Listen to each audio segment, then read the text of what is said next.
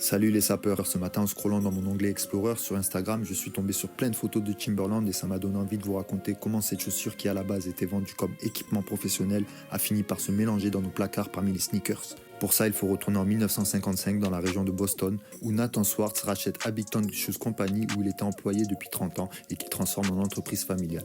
Dans l'innovation de la chaussure, ce seront les premiers à lancer le moulage mécanique par injection, méthode qui permet de rendre la chaussure entièrement étanche. La société déménage dans le nord des États-Unis, dans une région montagneuse, et c'est là que les fils Swartz ont l'idée de créer une botte imperméable en cuir pour les bûcherons. En 1973, après plusieurs essais, ils sortent la Timberland Boots comme on la connaît, avec une semelle conçue par le fabricant de pneus Goodyear.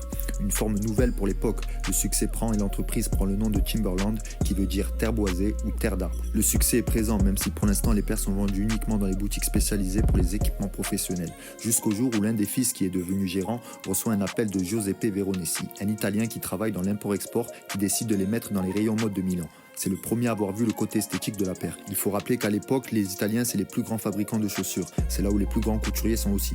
Donc une fois exposée dans les boutiques en Italie, la marque prend en valeur.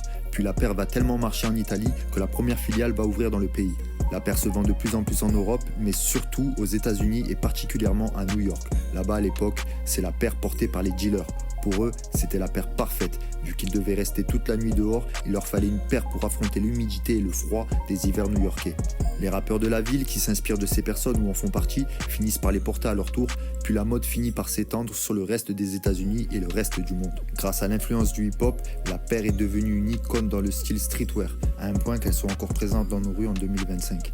Alors dis-nous pour toi, ça reste une icône ou c'est dépassé? N'oublie pas de liker, t'abonner et de laisser un commentaire.